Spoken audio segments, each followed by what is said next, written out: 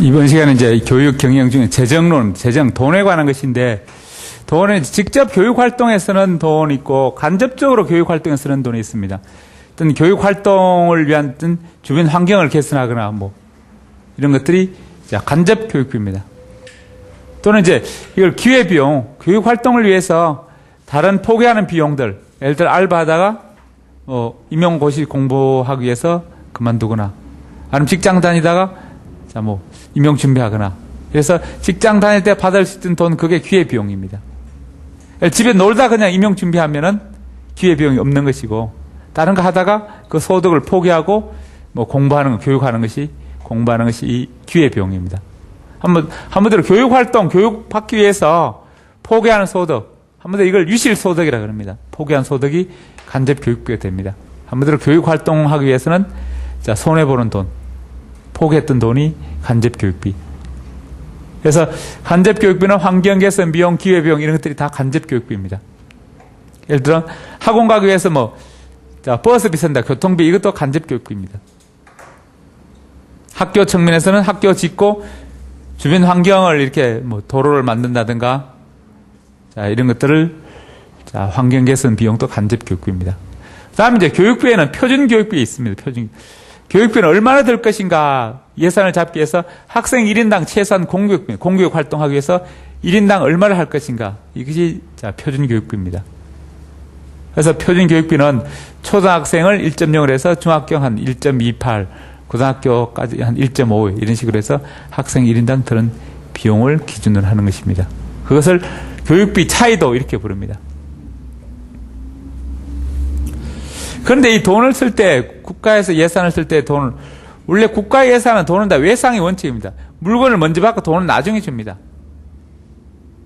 그래서 선생님들 일 다 하고 월급은 나중에 주고, 그 다음에 물건도 납품 받고 나중에 줍니다. 이게 외상의 원칙인데, 예외적으로 바로 현찰 박치기 바로 해야 되는 경우가 있습니다. 예를 들어 여행비, 교통비, 택시 타면 어떤 여행 간다 그러면 바로 이렇게 돈을 주고 가야 됩니다. 활동하기 위해서. 그래서 이렇게 원칙적으로 후불 외상인데 미리 현금으로 지불할 그런 경우가 생깁니다. 이럴 때 쓸 돈을 미리 현금으로 갖고 있는 것이 일상경비입니다. 또 다른 용도, 도급경비, 총액 예산, 도급경비. 과거는 도급경비라고 있는데 이게 총액 예산입니다. 다 묶어서 예산. 원래 원칙은 품목별 예산입니다. 항목별로 예산이 나오는데 그렇지 않고 나눠서 뭉뚱그려서 주는 돈이 총액 예산, 도급경비입니다. 그래서 학교에 자율적으로 예산을 쓸 수 있도록 비용을 주는 것이, 묶어서 주는 것이 도급경비입니다. 도급이라는 용어는 원래 일본식 용어라서 요즘은 총액 예산이라는 예산을 많이 씁니다. 그래서 학교별로 자율적으로 쓸 수 있도록 정빙서류, 지출, 비용 이렇게 영수증 별로 필요 없이 간단히 쓸 수 있도록 하는 것입니다. 그래서 청구서 같은 것도 필요 없고, 다음에 원래는 돈을 쓰려면 학교에서 물건을, 예를 들어 축구공을 필요하다. 그러면 체육 선생님이 축구공 사주세요 해서 기한서를 만들어서 주임생 도장 찍고, 교감생 도장 찍고, 또 서무과장 도장 찍고 해서 학교 교장서 내고, 그래서 확인받아서 축구공 만드는 가게 회사는 보냅니다. 그러면 축구공에서 또는 농구공 주문하면 학교에서 납품하고 그 영수증을 가지고 또 회계과에 가서 받게 됩니다. 또는 교육청 가서 받게 되거나, 이렇게. 그러면 물건을 들어오면은 체육 선생님이 진짜 축구공 제대로 들어왔는지 확인받게 됩니다. 확인. 이게 검수수라 그럽니다. 아니면 그 물건을 혹시 축구공이 또 농구공이, 예를 들어 스타 농구공이 아니라 스타트 농구공 이렇게 짝퉁이 왔는지, 삼성 컴퓨터 아니라 삼성 컴퓨터가 왔는지, 이렇게. 예를 들어 학교 급식 시간에 식자재가 왔는데 쌀이 들어왔는데, 묵은 쌀이 왔는데, 시금치가 왔는지 질긴 건 제품 규격에 왜 왔는지, 쇠고기가 들어왔는데 함량이 미달하는지, 비계만 들어왔는지, 살코기 들어, 이런 게 검수해서 확인만 제대로 들어왔다? 확인해주는 검수서입니다. 그 확인하는 공무원이 검수 공무원인데, 보통 이렇게, 기한서 올린 담당 선생님이 검수 공무원으로 지정받게 됩니다. 그래서 검수 확인 받으면 제대로 들어왔다 확인하면 그 확인장 갖고 회의 가서 돈을 받게 됩니다. 이런 식으로 물건을 먼저 들어오고 돈은 나중에 나갑니다. 여러 가지 서류들이 필요한데 기한서, 품위서, 뭐 결제서 등등등등 이렇게 또는 검수서 이렇게 한 묶음의 서류를 다 있어야 돈을 받을 수 있게 됩니다. 그러나 총액 예산제는 그런 거 없이 간단히 그냥 영수증만 있으면 할 수 있도록 하게 됩니다. 그 다음에 총액 예산은 추가로 또 모자라도 더 이상 주지 않습니다. 품목비 예산은 그 품목이 모자라면 더 신청할 수 있는데 안 되고 또 모자라면 품목비에서 그 품목에서 모자라면 더 받을 수 있지만 남으면 또 국가에 반납해야 됩니다. 그러나 총액 예산은 반납할 필요가 없습니다. 그냥 이월해서 쓰거나 다른 용도로 쓸 수 있게 됩니다. 그래서 이런 총액 예산은 모든 관공서가 다 인정되는 것이 아니고 출납 공무원을 둘 수 없는 작은 관공서, 예를 들어 학교나 동사무소, 파출소 이런 작은 관공서 하게 됩니다. 예를 들어 경찰서 같은 데는 회계과가 있습니다. 구청에도 회계과 있고 교육청에도 회계 담당 직원이 따로 있습니다. 이렇게 큰 관공서는 이 출납을 맡은 공무원이 있기 때문에 총액 예산 안 하고 항목비를 쓰게 되는데 작은 관공서의 관서의 장이 예산을 한꺼번에 몰아서 받아서 관리하게 됩니다. 자기 주머니에 넣어놓고 관리하게 됩니다. 자기 혼자 혼자 관리하기 벅차다 싶으면 개인 개별적으로 격리 직원, 급사 이렇게 맡겨서 할 수도 있게 됩니다. 보통 이제 출납 공무원 한 명 뽑아서 자리에 앉히려면 연봉이 3, 4천 줘야 되고 또 책상 하나 마련해야 되고 전화기 컴퓨터 해서 공간을 또 마련해 줘야 됩니다. 그래서 힘드니까 그냥 작은 관공서 많지도 않으니까 그냥 교장 선생님이 알아서 처리하려고 맡기는 것이 총액 예산입니다. 그래서 학교 회계 돈에 관련되는 것은 3월 1일부터 2월 말까지를 1년 단위로 하게 됩니다. 아까 사람에 관한 것은 1월 1일부터 12월 말까지를 1년 단위로 계산하고 돈은 3월 초부터 2월 말까지 1년 단위로 하게 됩니다. 학교만 이렇고 일반 관공서는 다 1월 1일부터 12월 말까지를 1년 단위로 해서 돈을 계산합니다. 학교만 이렇게 차이 있습니다. 돈을 쓸 때는 항상 교장과 교사 협의해서 써야 됩니다. 그래서 주로 교사가 품위하고, 품위라는 것은 물건을 갖춰주세요 하고 품위 씁니다. 품위 쓴다면 중간중간 결제해서 최종적으로 교장 도장 받아서 사게 됩니다. 물건을 갖추면 품위 쓴데, 그래서 어떤 물건을 구입하거나 돈을 쓸 때 최종적으로 결정권은 교장이 있지만 교사들과 담당 교사들과 협의를 거쳐서 결정하도록 한다. 다음에 이 담당 교사들이 검수 공무원으로 지정받습니다. 큰 관공서에는 항상 검수 공무원이 있습니다. 물건 돈을 항상 확인하는 공무원이 전담 공무원이 있지만 학교같이 동사무소, 파출소 전담 공무원 없습니다. 없으니까 검수 공무원을 수시로 지정받아서 하게 됩니다. 건물을 그 순간에만 그 사람이 검수 공무원 자격으로 인정받아서 확인 도장 찍어줍니다. 예를 들어 복사기라든지 일반 공통을 쓰는 분필, 백목, 칠판, 학교에 서무과장이 검수공무원 지정받지만 개별적 과목별로 쓰는 석고상 했다, 축구공, 농구공 왔다, 각각 담당 선생님이 하는 업무들은 담당 선생님이 검수공무원을 지정받아서 제대로 들었다 확인 도장을 찍어주게 됩니다.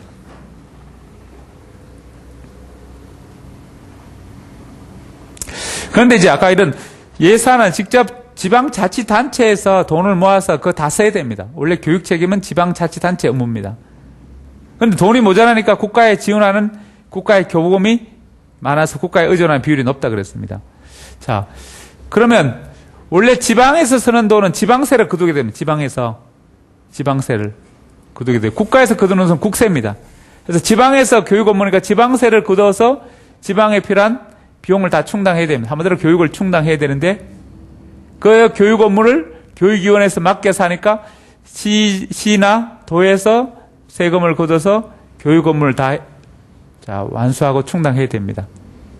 그 비용을 교육청에 또는 교육위원회에서 주어서 해결하는데 그것이 부족하니까 국가에서 이 교부금을 줍니다.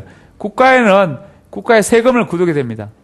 그 중에 이제 20.27% 따로 떼서 그것을 교육비로 쓰게 됩니다. 교육비를 쓰는데 각 지역별로, 지방별로 나누고 또 교육청별로 나누게 됩니다.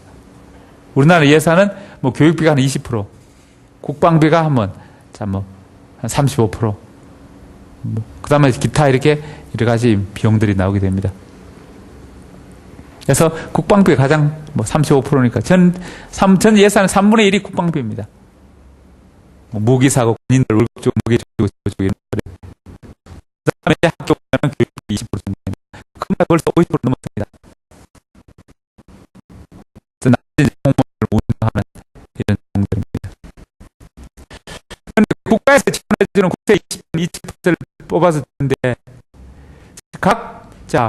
교육별로 학생 1인당 인원수가 있습니다. 인원수에서 최소 표준 교육비를 곱해서 필요한 예산이 나오게 됩니다. 인원이 많은 지역은 예산이 많이 필요하고 적은 지역은 적은 예산. 인원수별로 이렇게 초등학교 1인당 얼마씩 해서 곱하기 몇 명, 중학교 1인당 얼마 곱하기 얼마, 고등학교 1인당 얼마에서 예산이 필요합니다. 그래서 거기다가 그런데 그 액수만큼 지방세로 거두지를 못하고 부족분이 생깁니다. 미달하게 생깁니다. 미달. 부족분을 국가에서 교부금으로 채워줍니다. 그런데 교부금을 줄 때 보통 교부금으로 96% 책정하고 특별 교부금으로 4% 나눠줍니다. 자, 뭉뚱그려서 하나로 주는 것이 아니고 두 쪽으로 나눠줍니다. 요건 보통 교부금, 요건 특별 교부금. 보통 교부금은 어떤 보통 교부금 안에서 이렇게 자율적으로 쓸 수 있도록 합니다. 96% 보면 안에서 운영비나 판공 활동비 쓰게 됩니다. 그 다음에 특별 교부금 4%는 특별히 정해서 요건 전국체전, 소년체전하니까 소년체전 목적으로 쓰라. 요건 전국체전하니까 전국체전 목적으로 쓰라. 요건 태풍 피해서 학교 재건하기 위해서 쓰라. 등등 특별한 목적을, 특정한 목적을 위해서 정해주는 비율이 4%입니다. 4%는 특정한 목적을 위해서 정해주고 96%는 나머지 보통 교부금 명목으로 그냥 자율적으로 그 범위 안에서 쓸 수 있도록 합니다.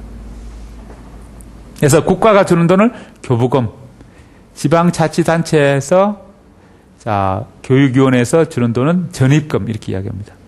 이건 아버지가 아들에게 주는 것이고 이건 삼촌이 조카한테 주는 돈입니다.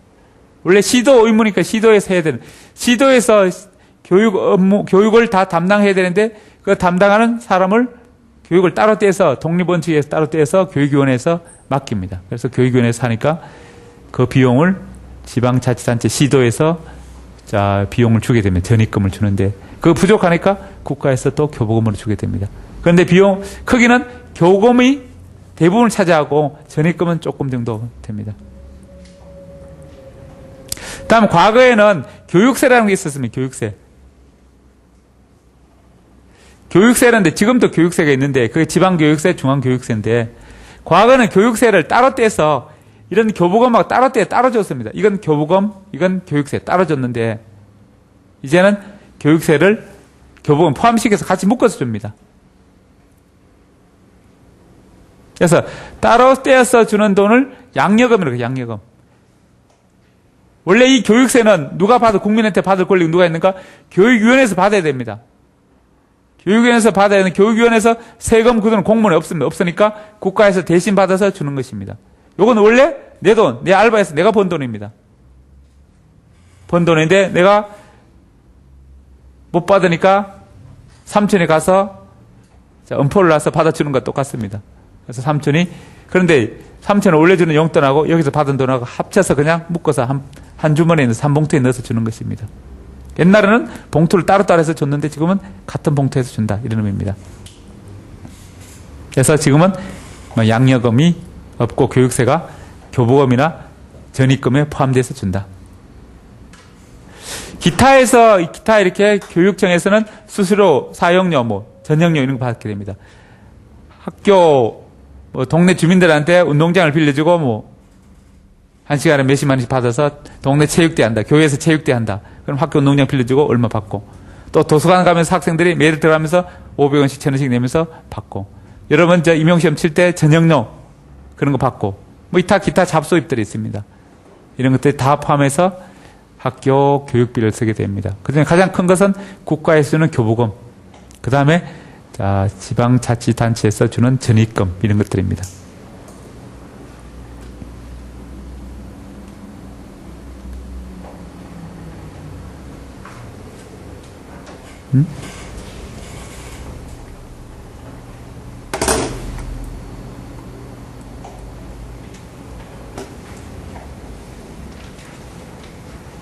자, 그 다음에 이제 교육 재정, 교육 예산인데, 돈을 쓸 때, 예산을 쓸 때, 양출 재입이 원칙입니다. 양출 재입. 지출 양을 기준으로 수입을 정하는 것입니다. 반대는 양입 제출인데, 우리가 엄마한테 용돈 받을 때, 한 달에 얼마씩 있자. 엄마 학원비 얼마 줘? 화장품 얼마 줘? 친구 생일인데 케이크 사줘야 되는 케이크 얼마 줘? 이런 식으로. 지출이 생길 때마다 엄마한테 돈을 받는 것은 지출을 기준으로 해서 수입을 정합니다. 이것이 양출 재입입니다. 반대는 엄마가 한 달에 30만 원 주면서 이 범위 안에 쓰라 이렇게 하는 것. 이게 양입 제출입니다. 그러면 수입 양을 기준으로 해서 지출을 정하게 됩니다. 그러나 예산은 양출 재입 방식입니다. 그 다음에 예산, 품목별 예산, 항목별 예산이고, 그 다음에 이제 사전 승인, 미리 이렇게 어디 쓸 것인가 미리 승낙을 받아야 됩니다. 교육감은 교육위원회에서, 학교장은 학교운영위원회에서, 시장 도지사는 시도의회에서, 대통령은 국회에서 미리 예산을 올해 얼마 쓰겠다 이렇게 승인 받아야 됩니다. 만약 승인이 안 되면 작년에 준에서는 준예산입니다. 승인될 때까지. 다음에 이제 수지 담보 금지 원칙입니다. 이 특별 예산인데 수입과 지출을 담보하지 못한다는 것입니다. 내가 국가에서 내 땅을 국가에 수용돼서 땅값 받을 게 있습니다. 또 세금 낼 거 있습니다. 그걸 이렇게 상계하지 퉁치지 못한다는 것입니다. 세금 낼 거 내고 땅값 받고 땅값 받을까지 못 받고 있다가 세금 미루지는 못한다는 것입니다. 국가 수입과 지출은 각각 별개로 이렇게 해야 된다는 것입니다.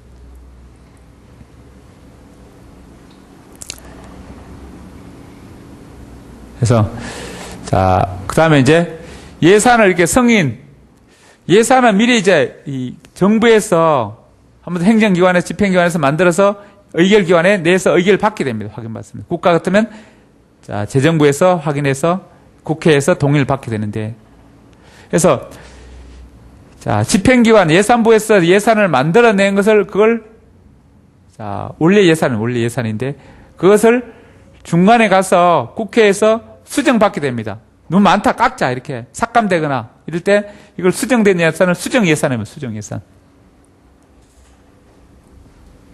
그래서 확정됐습니다. 국회에서 통과받거나 뭐 시도의회에서 통과받고 확정된 그 확정예산이고, 아까 통과 못 받으면 작년에 준에서 쓰는 것은 준예산, 확정대로 확정예산인데 확정해서 쓰고 있는데 뭐 7, 8월 달에 태풍이 와서 갑자기 돈이 복구하기 위해서 예산이 많이 필요하게 된다.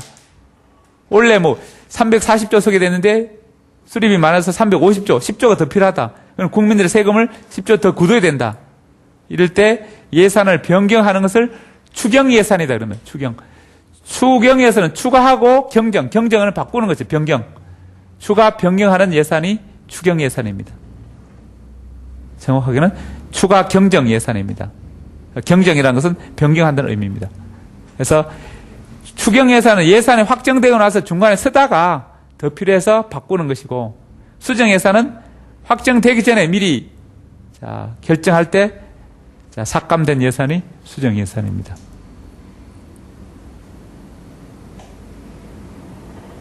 그 다음 이제 품목별 예산, 항목별 예산인데, 원래 품목별로 쓰는 게 원칙입니다.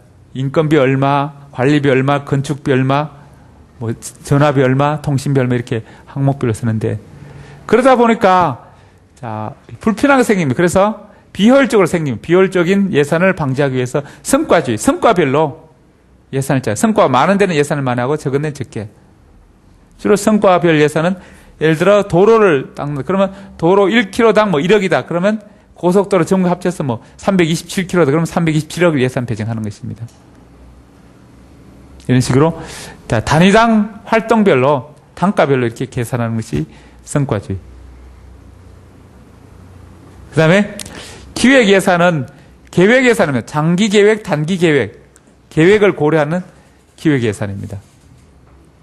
다음 연기준 예산은 작년도 기준을 다 영어로 하고 새로 짜는 것입니다. 판을 새로 짜는 것. 작년도 항목을 그대로 품목을 그대로 두고서 보통 품목별 예산은 작년도 품목에서 올해는 5% 다 올리자. 그럼 다 모든 항목별로 다 5% 올립니다. 자, 뭐 인건비도 5%, 운영비도 5%, 다 5% 똑같이 올립니다. 이렇게.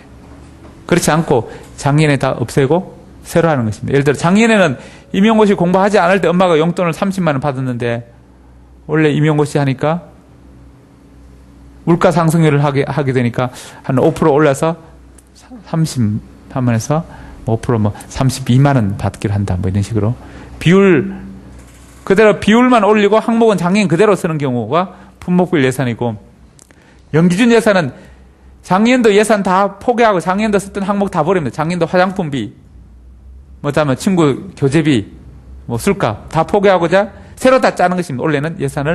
원래는 엄마가 30만 원 받으면 뭐랄까 학원비 15만 원 떼고 책값 5만 원 떼고 뭐 고시원비 얼마 떼고 이렇게 새로 짜는 것을 연기준 예산, 작년도를 기준을 100으로 삼는 것이 아니고 0으로 삼고 새로 짜는 것이 연기준 예산입니다.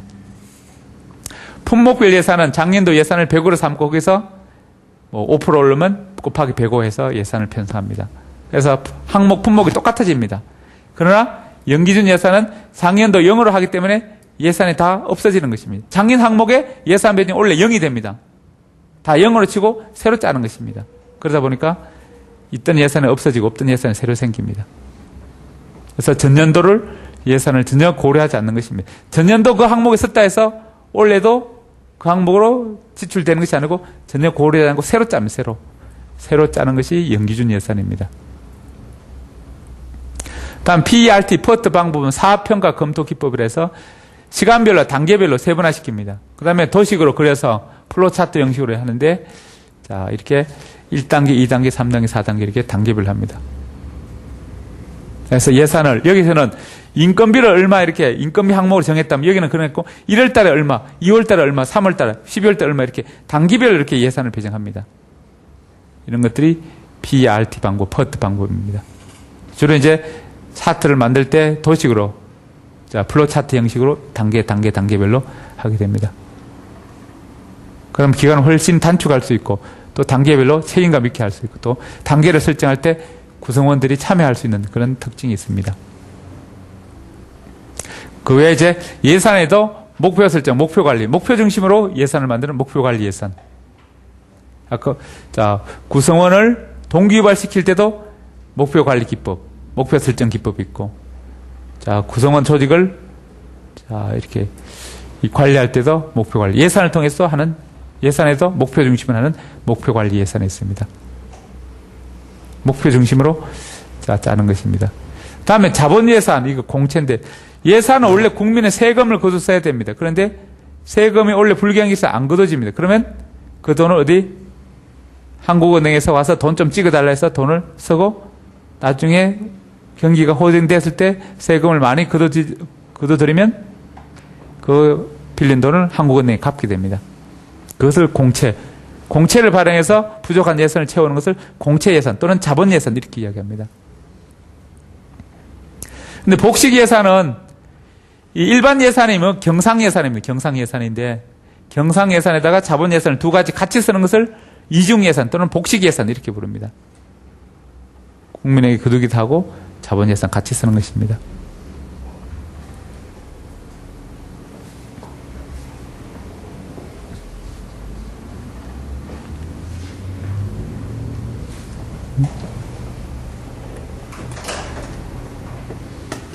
그 다음에 이제 돈에 관한 것은 이제 장학론입니다. 장학은 수업에 관한 것을 도와주거나 감독하는 것입니다. 장학인데, 이 장학활동, 수업을 국가의 감독하는 도와주는 이유는 장학활동을 자, 학교 경영이나 학교 행정에 편입한 이유는 목적은 어떤 자율성, 전문성, 책무성을 자, 강화하기 위한 것입니다. 결국 교육청에서 장학활동 하는 것은 교사들이 전문성, 좀 더 잘 가르치기 위해, 잘 가르치도록 도와주기 위한 것입니다. 또는 잘 가르치도록 감독하기 위한 것입니다. 그 핵심 목적은 교사들이 자율적으로 자신의 실력을 업그레이드 할 수 있도록 도와주는 것입니다. 그래서 교사들이 자, 교육에 대한 책임감, 책무성을 높이기 위한 것입니다. 그래서 교사들의 어떤 수업 방법을 개선시키고 학교에서 붙이는 실제 문제를 해결해주고 진단하는 것이 장학의 목적입니다. 근데 장학에 대해서도 이렇게 상하 관계로 도와준다, 감독 통제 입장이 있고 대등 관계로 도와준다, 봉사한다, 지도한다. 장학이 뭔가 교사의 수업 활동을 도와주는 것이다. 이렇게 해석하는 사람이 있고, 아니다. 교사의 수업 활동을 감독하는 것이 장학이다. 이렇게 보는 사람. 여러분은 이렇게 학교 다닐 때 장학사 학교 많이 옵니다. 그럼 이게 감독하러 오는 것 같이 보였어요? 도와주러 오는 것 같이 보였어요? 감독하러 이렇게. 장학사 오면 이게 청소하면 청소부터 시작합니다. 청소부터. 환경미화. 선생님들은 정장 입고 또 미장원에 한번 가게 됩니다. 목소리도 더 점잖해집니다. 평소에는 욕을 막 했다. XX 막 들어가다가 그날은 또 점잖게 여러분 이러면서 고상한 척 합니다. 또 어떤 학교 교장은 또 학교 밖까지 이제 교문에서 큰 길까지도 막 청소 막 합니다. 학교 밖 청소. 시골 학교 같은 것은 시골 학교 교장은 도시로 점검하기 위해서 교육청에서 학교까지 오는 수십 리 길을 학교 길 바깥 그렇게 길가에 화단을 만들어 꽃을 심습니다. 학생을 동원해서 학교까지 오는 길목에 이렇게 가끔 국도변에 가다가 보면 이렇게 길가에 꽃이 막 심어져 있습니다. 그런데 학교에서 시골 같은 데는 교장에서 학생을 동원해서 꽃을 막 심습니다. 학교 환경 가꾸기, 또 주변 환경 가꾸기 이런 명목으로 해서 뭐 내 고향 사랑, 뭐 고향 알림 뭐 이러면서 명목으로 이걸 체험활동, 특별활동 시간에 아이들 동원해서 막 이렇게 꽃을 막 심습니다. 동네 청소도 다 하고. 또 여러분 또 새로 개교된 학교는 체육 시간에 맨날 학교에 이렇게 운동장에 가서 돌 줍고 자갈 줍고 막 그럽니다. 뭐 이런 것들이 주로 이제 장학사가 떠른다는 이런 것들이 심해집니다. 주로 이제 뭐 이렇게 도와준다, 봉사한다 이렇게 해석하는 사람이 있고 감독한다 이렇게. 전통적인 입장은 이렇게 감독하는 측면이었습니다. 이론상은 요즘 뭐 도와주는 것이 봉사하는 것이다 이렇게 해석하는데 아직 여전히 예전처럼 어떤 감독적 시각이 남아 있습니다. 그래서 장학을 바라보는 시각도 우리가 1910년대 우리가 행정을 바라보는 경영을 바라보는 시각이 과학적 관리론이 대세였습니다. 그래서 1910년대 장학은 과학적 관리 장학 이렇게 부릅니다. 그때 과학적 관리론에 입각한 장학이라고 해서 과학적 관리 장학. 다음에 1930년대 유행하던 장학을 인간관계 장학. 이때는 인간관계론 유행하던 그런 장학입니다. 이때를 또 민주장학 이렇게 부릅니다. 그래서 인간관계론, 과학적 관리론 이것이 이제 두 가지 흐름들입니다. 행정학이나 경영의 흐름들이 장학에도 그대로 적용됩니다.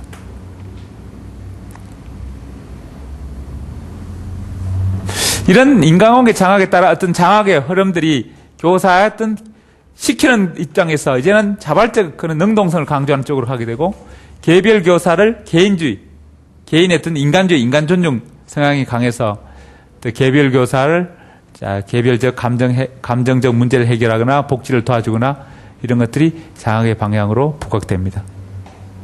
그래서 조직 중심, 성과 중심, 과업 중심에서 인간관계, 인화 이런 걸 중심으로 장학 활동도 바뀌게 됩니다. 그래서 감독, 통제하는 상하관계에서 수평관계, 대등관계로 도와준다, 봉사한다, 지도한다는 측면으로 장학을 바라보는 시각이 좀 바뀝니다.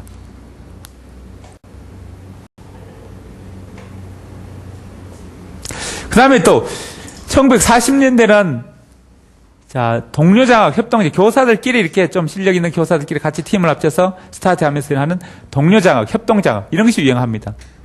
다음에 1950년대는 신학적 관리장학. 1950년대 행정학에서는 이론이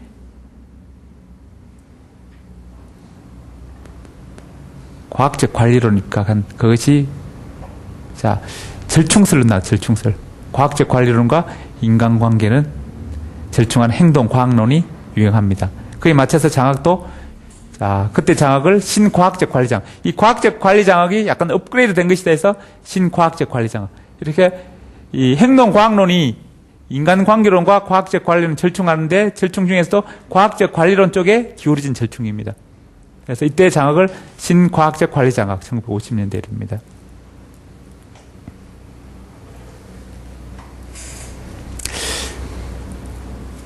그런데 이제 협동장학, 동료장학, 선생님들이 협동해서 같이 장학하면은 선생님들이 모여서 그냥 수다 떨면서 어떤 장학활동 도와주는 것입니다. 내가 그 반 애들 가르쳐 보니까 수학 시간에 들어가서 가르쳐 보니까 이렇던데 영어 선생님도 이 방법 써보세요. 애들이 주의 집중 안 되던데 이 방법 쓰면 애들이 뭐 관심을 가집시다. 해보세요. 아니면 내가 그 애들을 작년에 2학년 때 가르쳐 보니까 이런 성격이라서 이렇게 해보니 잘 되더라고. 아, 그 방법은 안 되더라고. 이 방법 해보세요. 이렇게 다른 선생님들한테 이렇게 정보를 제공합니다. 한마디로 수업 잘할 수 있도록 도와주는 이런 것들이 동료 장학, 협동 장학입니다. 아니면 같은 선생님들이 커피 마시면서, 아니면 또 호프 마시면서, 술집에 술 마시면서 이런저런 경험담을 나누면서 서로 도와주는 것입니다. 아, 이 선생님 그런 점이 많이 애로가 같군요. 이 방법 써보세요. 이 방법 하면 잘 될 것입니다. 알려줍니다. 이런 것들이 협동장학, 동료장학입니다. 그래서 협동장학, 동료장학, 다른 장학과 다르게 교사들의 실제적 경험을 이야기해 줍니다. 자, 교육청에서 온 장학사들은 그냥 이론상 이렇게 가르쳐 주는 것이고, 동료 교사들 하는 것은 실제 자기가 해본 경험들을 이야기해 주는 것입니다. 또 대상을 잘 알고 있습니다. 그 아이들을 가르치는 그 반 애들 내가 작년에 가르쳐봤고 담임해봤고 하니까 그 실제적 경험이고, 가르치는 교사도 잘 알고 있고 가르침을 받는 학생도 잘 알고 있습니다. 둘 다 잘 알고 있으니까 어드바이스를 더 잘해줄 수 있는 것입니다. 그래서 대상을 교사도 학생 잘 알고 있으니까 더 정확하게, 더 실용적이고 더 실제 도움이 되는 그런 장학 활동을 할 수 있는 것입니다.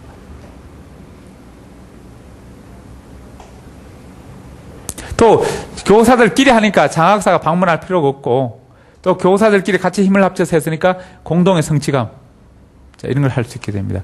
구체적 방법은 뭐 수업 중심의 수업 중심, 협의 중심, 연습 중심, 그래서 수업 중심 협동 장학, 협의 중심 협동 장학, 그다음에 연수 중심 협동 장학, 이렇게 나올 수 있게 됩니다.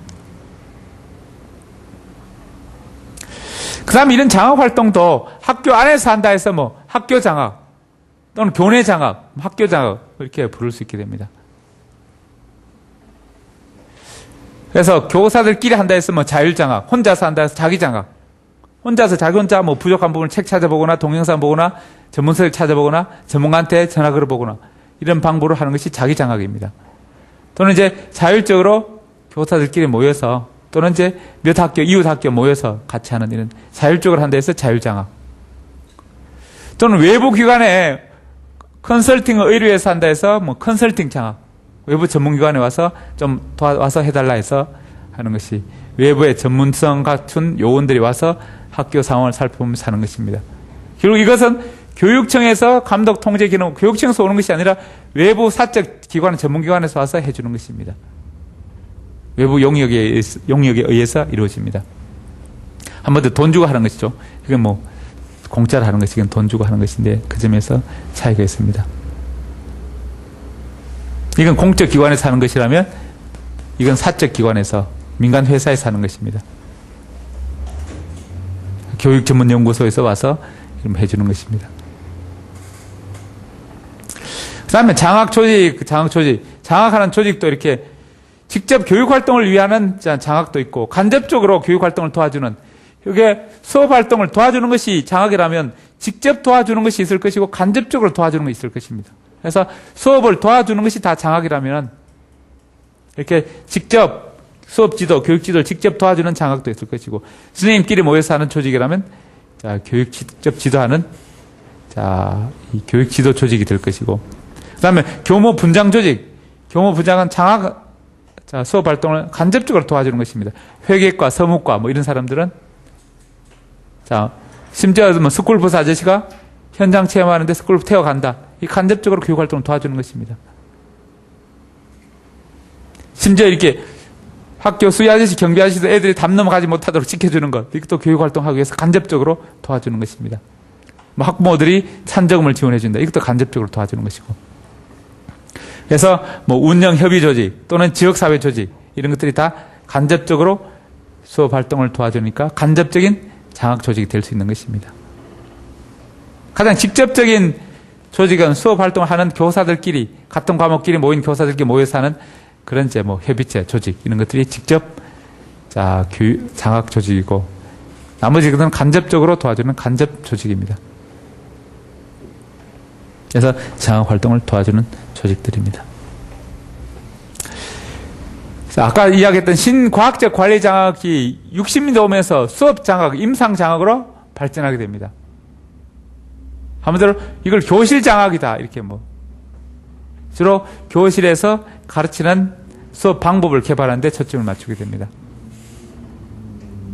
그래서 수업 장학, 임상 장학은 주로 장학사가 와서 교사하고 서로 얼굴 대면하면서 서로 가르쳐 줍니다. 처음에 이제 참관하기 전에 교사들과 면담 하나 하고 어떤 분이 부족한가, 어떤 잘 안 됩니까? 이렇게 해서 이 방법, 이 방법 보세에서 직접 그 다음 수업하면서 그 방법을 채용해보고 참관합니다.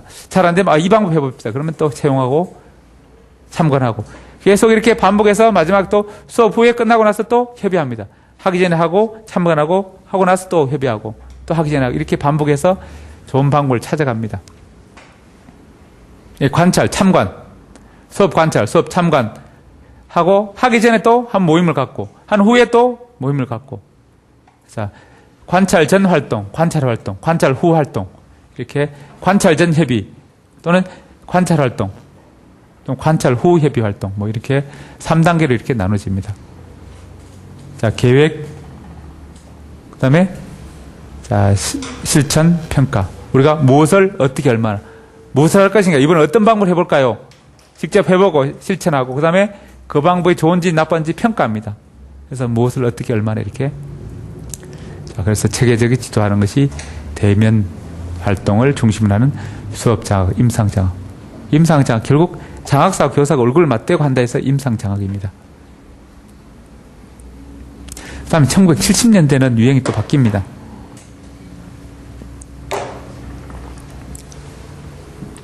(70년대는) 인간 자원 장학입니다. 인간 자원 장학, 인간들의 자원을 최대한 활용하고 개발하자는 취지입니다. 이 인간이 누군가? 학교 같으면 교사들이고, 교장 입장에 보면 교사들이고, 교육청 입장에 보면 교사들입니다. 교사들. 교사들의 자원을 최대한 활용하고 개발하겠다는 것입니다. 그것이 인간 자원 장학입니다. 다른 장학들은 이렇게 눈으로 보는 가시적 모습, 학교 장학, 교내 장학, 대면 장학, 모습을 보면서 장학 이름을 붙인 것인데, 요 인간 자원 장학은 인간을 자원을 최대한 개발, 활용하겠다는 취지, 어떤 관점에 따라 이름을 붙인 것입니다. 한 번 더, 철학적 관점에 따라 이름을 붙인, 자, 그런 것이 다른 장학과 차이점입니다. 특히 서지오 바네 같은 사람이 이 인간 자원 장학을 강조했는데, 이 인간 자원, 교사의 인간 자원을, 자, 최대한 활용, 개발하는 목적이 뭔가? 그것은 학교의 중심, 학교 발전을 위해서 교사들을 자원을 최대한 활용하는 것입니다. 교사 자원을 활용하기 위해서 교사들을 학교 교육 활동이나 행정, 경영 활동에 참여시킵니다. 많이 참여시켜서. 그래서 교사 참여함으로써 책임감을 확대하게 됩니다. 아까처럼 자, 이 방법을 목표 관리 기법. 그래서 이 목표 관리 기법과 같은 방법입니다. 그래서 교사들을 참여시켜서 장학 활동을 하게 함으로써 자, 교사 자신의 어떤 변화된 모습으로 학교 발전을 가져오게 됩니다. 궁극적 목적은 교사들의 자원을 최대한 활용하는 궁극적 목적은 학교 조직을 발전하게 하는 것입니다. 부수적으로는 교사의 만족감을 누리게 됩니다.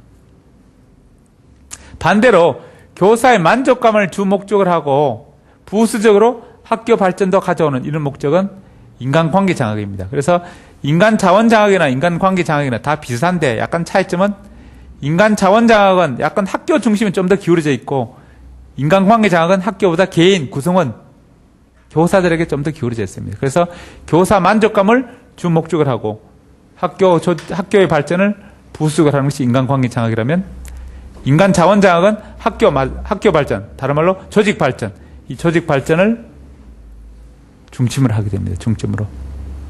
그래서 둘 다 같이 과학적 관리 측면과 인간관계론 측면이 같이 섞여 있습니다.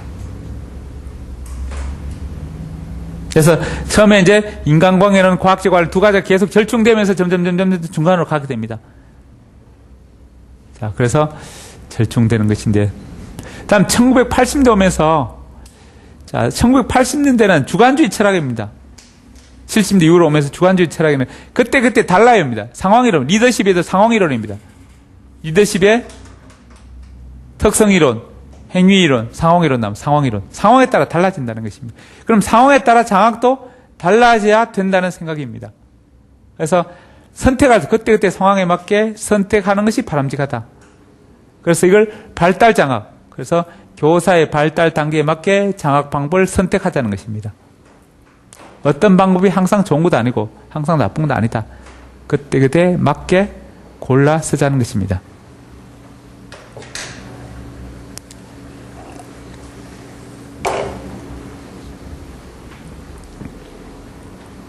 그래서 이런 발달 장학 또는 발전 장학 또는 지도성 장학 이런 것들이 80년대에 유행합니다. 그럼 어떻게 선택 골랐을 것인가? 자, 초임 교사, 1년차, 이럴 때 생존 단계라는데, 처음 막 적응할 단계, 교사로서 적응하는 1년차일 때는 임상 장학하면 좋다, 임상. 그래서 표준화된 교수법을 채용하고 따라가는 것입니다. 시범을 보이고 따라가는, 배워가는 단계입니다. 그 다음에 좀 더 몇 년 지나면 이제 동료 장학, 그런 교사들끼리, 자, 전문가가 없어도, 이끌어주는 사람 없더라도 교사들끼리 모여서 3년차, 5년차 이런 교사들이 모여서 합니다. 서로 이제까지 배웠던 방법은 나한테 맞지 않으면 조금 수정합니다. 일반 보편적 방법이 나의 개성적 특성이나 우리 반 아이들, 여기 있죠. 우리 학생들에게 맞지 않으면 조금 수정하는 조정 단계입니다. 그 다음에 자기장학, 이제 완전 이제 수년, 10년, 15년이 근무해서 혼자서 할 수 있을 정도로 잘하게 될 때는 자기장학, 혼자서 하게 됩니다. 성숙 단계, 경험이 아주 많을 때. 이 자기장학은 자기 혼자서 하니까 비지적 방법입니다. 이 임상장학은 전문가나 잘하는 사람, 수석교사가 이렇게 하라, 저렇게 하라, 저렇게 하라, 이렇게 지시해 줍니다. 그런데 이건 혼자서도 잘해요. 그러니까 비지적 방법. 이 방법이 주된 방법으로 됩니다. 근데 이것도 저것도 다 안 될 때, 임상장학, 동료장학, 자기장학 다 안 될 때는 어떻게 할 것인가? 약식장학, 간단하게 약식이란 간략식으로 하게 됩니다. 그래서 이것은 교장 선생님이 학교를 한 바퀴 휙 둘러보는 것입니다. 교감 선생님이나 교장 학교를 휙 둘러보면서 평상시의 모습을 보면서 자, 간헐적으로 학교 교사들의 자, 수업 활동을 도와주고 자, 평가하는 이런 활동들입니다. 그래서 전통적 방법이 학교를 순시하는 그런 방법인데 수업 다니면서 이렇게 교사들이 활동을 이렇게 창너머로 이렇게 보거나 이렇게 봅니다. 그래서 이런 걸 담임 선생님들이 싫어하는 선생님들이 있습니다. 그래서 저희 고등학교 담임 선생님은 창문을 그 흰 시트지를 다 발라버립니다. 교장 선생님 복도로 다 다니면서 자꾸 쳐다봅니다. 원래 보통 창문에 이렇게 보면 아래 두 칸의 시트지로 위에는 이렇게 한 칸은 비어져 있습니다. 아니면 한 칸만 이렇게 약간 반투명으로 되어 있고 위는 이렇게 투명한데 교장 선생님이 키가 작으니까 이렇게 위를 봅니다. 이렇게 밑에 막아놓으니까. 그럼 위에도 막아놓으니까 이렇게 열어봅니다. 이제 교실 수업 잘하나 이렇게. 맨날 선생님 이제 교장 수업하면서 교장 선생님 욕합니다. 그래서 교감생 지나가면서 자꾸 자기 욕하니까 그래서 수업 지도 장학 명목으로 수업 시간에 자꾸 간섭합니다. 이렇게.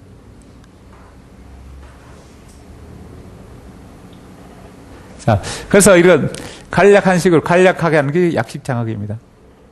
교장 선생님이 이제 수업 활동, 수업 중간에 이렇게 다닙니다. 다니면서 이렇게 애들 교육 활동 잘하나, 수업 활동 잘하나 감독합니다. 그런 것들이 이제 약식 장학입니다.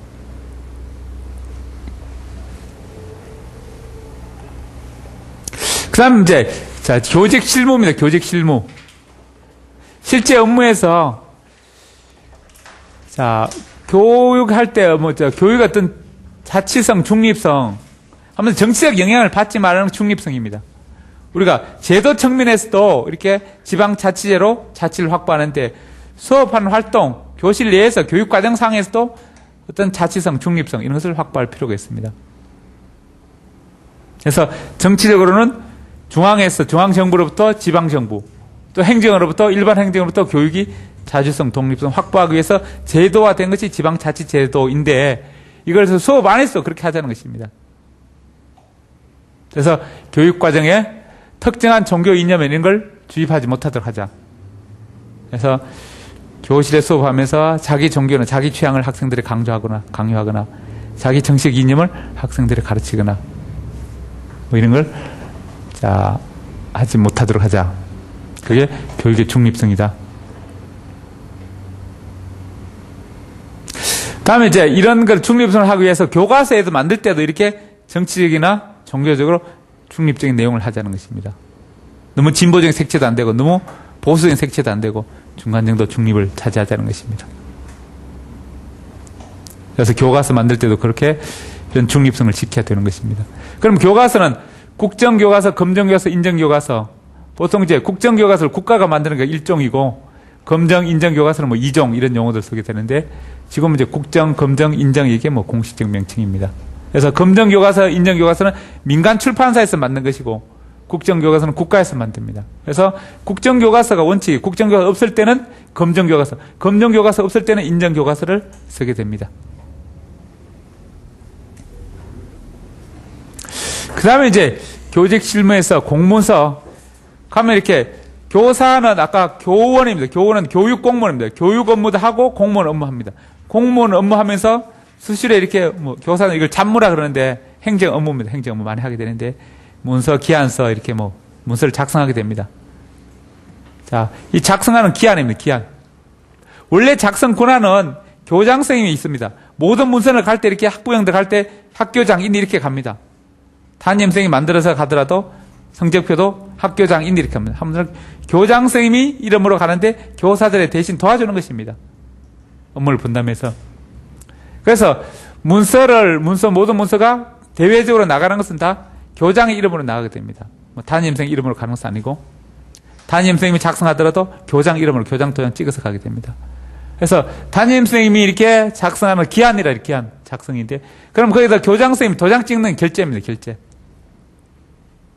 그래서 결제 맡아야 완성됩니다. 완성. 유효하게 성립됩니다.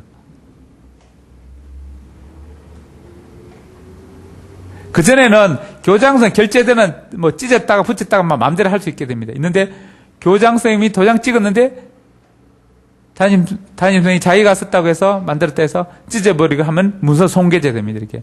또는 수정하면은 공문서 변조죄 이렇게 되고 또는 다르게 고치면 문서 위조죄 이렇게 되고 이렇게. 일단 교장 선생님 결제하기 전에는 뭐 찢었다 붙였다 해도 괜찮은데 결제하고 나서는 문서가 완성됐으니까 함부로 손대지 못합니다. 그러면 결제가 교장 선생님 하게 되는데 교장 선생님이 출장 중이나 휴가가나 자리 없다. 나중에 결제를 교장 선생님이 왔을 때 결제하기로 하고 일단 교감 선생님이 임시로 찍어주는 것을 후결이다. 이렇게 후결. 사후적으로 다시 한 번 더 본다는 것. 후에 한 번 더 본다는 것입니다. 일단 교장 선생님 없으니까 교감 선생님 대신 임시로 찍어서 일을 처리하고 나중에 교장 선생님 왔을 때 업무를 수정할 수 있도록 한다. 일단 뭐 교장 선생님 없으니까 교감 선생님이 찍어서 물건을 구매하고 나중에 교장 선생님 왔을 때 물건이 안 좋으면 반품할 수 있다. 이런 의미가 들어있습니다. 다시 정정할 수 있다는 것이 후결입니다. 그 다음에 대결은 부재 중에 교장 선생님이 없지만 교감 선생님이 대신해서 확정적으로 도장 찍는 것입니다. 더 이상 확정되면 변경 못하는 것입니다. 일단 확정시키는 것입니다. 다음에 위임 정결은 일상적 업무를 교장 선생님 대신 다른 사람들이 확정적 찍는 것입니다. 예를 들어 돈에 관한 것은 서문과장이 교장 선생님 도장 찍고 그냥 확정하는 것입니다. 졸업증명서 쓸 때 교장 선생님의 도장을 서문과에 여직원을 그냥 교장 도장 찍어줍니다. 이런 일상 업무를 아예 맡겨서 완전히 찍는 것이 이게 위임 정결이고 위임에서 오로지 맡기는 것이 정결입니다. 더 이상 교장 선생님 안 봅니다. 그래서 끝나는 것이 후결은 교장 선생님 나중에 보겠다는 뜻이고 대결은 부재 중에 확정적으로 찍는 것입니다. 그래서 위임 정결은 항상 이렇게 부하 직원이 교장 선생님 도장을 대신 찍는 것이고 후결 대결은 원래 교장 선생님이 직접 찍는 건데 지금 부재 중이니까 교감이 임시적으로 이렇게 찍어주는 것, 아니면 서문과장이 임시적으로 찍어주는 것입니다. 다음은 그런 문서는 이렇게 만들어서 도장 찍었습니다.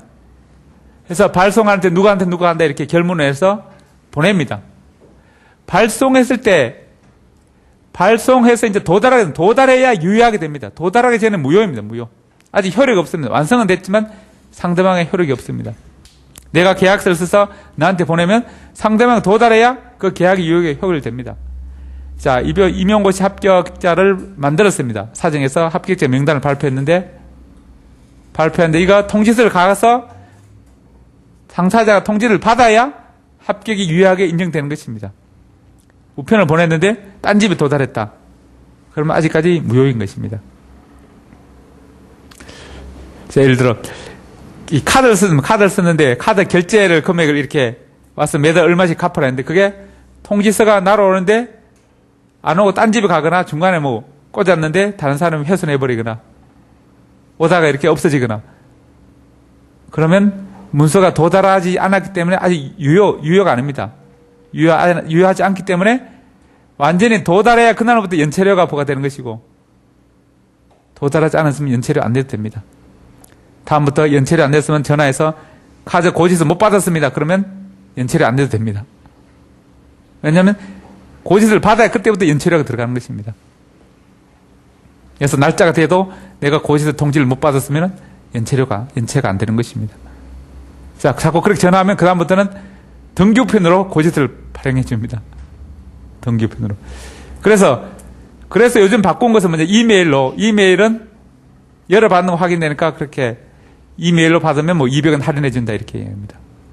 그런데 원래 고지서는 받기 전까지는 요금을 안 내도 됩니다. 그래서 못 받았다 그러면 됩니다. 어쨌든 상대방이 도달해야 됩니다. 그래야 효력이 발생합니다. 도달하기 전까지는 무효입니다. 예를 들어 매일부터 출근하라. 예를 들어 여행 가 있는데 휴가 중인데 자, 비상연락망이 전화 왔습니다. 비상연락망 받으면 분명 가야 되는데 비상연락망 그때 항상 휴대폰 끊었습니다.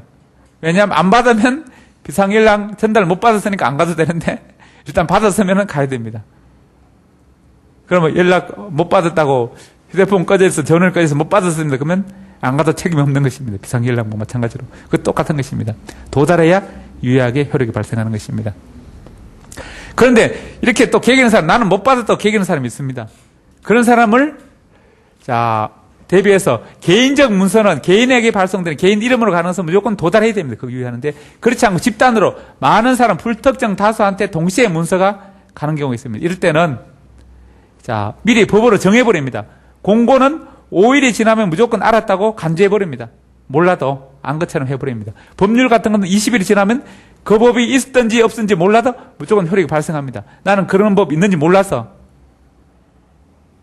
이래도 안 되면 20일이 지나면 확정으로 됩니다. 공고는. 그 전까지는 5일이 지나지 않고는 효력이 발생하지 않게 됩니다. 예를 들어 임용고 씨 원서를 접수했는데 접수일자를 공고로부터 5일 이전에 하는 것은 무효입니다. 접수가 무효입니다. 그래서 5일 이후부터 해야 됩니다. 그래서 공고하기 전에 적어도 접수하기 전에 5일 전에 공고해야 된다는 것입니다. 자, 그런 것들을 그 외에도 이렇게 이렇게 지시 문서, 예규 같은 거 어떤 기준에 하라 이런 문서들이 있는데 자, 여기서는 도달해야 효력이 발생하고 문서가 결제되면 완성되는 것입니다. 이게 성립되는 것이고 이걸 성립 요건, 유효 요건 이렇게 이야기합니다. 이거 완성된 것은 자기 쪽에서는 완성 확정됐는데 효력은 상대방 쪽에도 완전히 효과 있는 것이 유효입니다.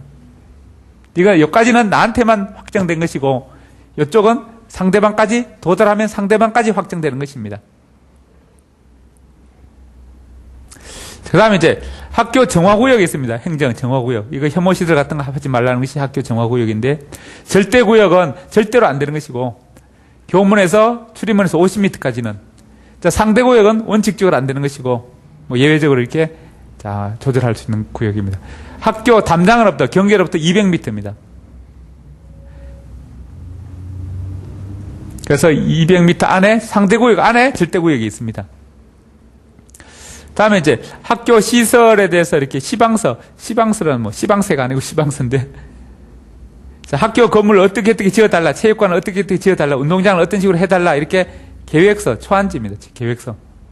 그 계획서를 주면 그에 따라 전문적 설계하는 사람이 설계를 하면 도면을 만들게 됩니다. 만들어서 공사하게 됩니다. 트랙을 어떤 것으로 깔아달라고, 그 다음에 우레탄 어떤 걸 해달라. 교실은 난방을 어느 정도 해주고, 높이는 어느 정도 해주고, 이렇게 대충 이제 기준을 요구하는 것입니다. 학생 몇 명 정도 들어갈 정도로, 이런 것들이 구체적 건축 명세서, 이런 것들이 시방서입니다. 다음 이제 생활기록부는 50년간 복원하게 됩니다. 다음 출령부는 5년간 복원하고, 과거는 10년인데 5년을 줄였습니다.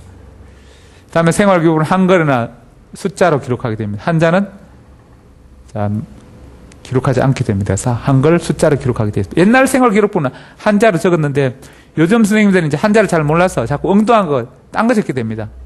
비싸니까 막 헷갈려. 그러면 이름이 딴 사람 돼버리니까 아예 한자를 뺐습니다. 실제로 이렇게 한자 이거 다 한글파를 불러오게 하면 되는데 불러오게 하는데 불러와도 자꾸 비싼 걸 자꾸 엉뚱한 걸 자꾸 집어넣게 됩니다. 그래서 다 뺐습니다. 빼고. 그러다가 자꾸 그걸 실수하게 되니까 또 몇 년 전까지 경기도에서는 임용시험 한자 시험을 넣었습니다. 한자 시험 5년 5점 10점 넣어서 넣었는데 또 없어지고 나서는 한자 가산점 주는 형태로도 했습니다. 지금 또 그 다 가산점 다 없어지게 됩니다. 어쨌든 이게 생활기록부에 이제 한자는 쓰지 않아도 되는 것이고, 만 전학 가게 되면 원본을 보내고 사본을 보관하게 됩니다. 다음에 이제 만약 전산이 잘 안 될 때 있습니다. 또 필기할 때 수기로, 또 옛날 생활기록부도 있습니다. 졸업하고 10년 있다가 생활기록부 학교에서 발급받으러 왔습니다. 뭐 그런 경우도 생길 수 있고, 수기로 작성하는 경우. 그때는 이제 관인 또는 이제 수기로 이렇게 전산이 안 돼서 수기로 이렇게 정정해야 될 경우도 있습니다.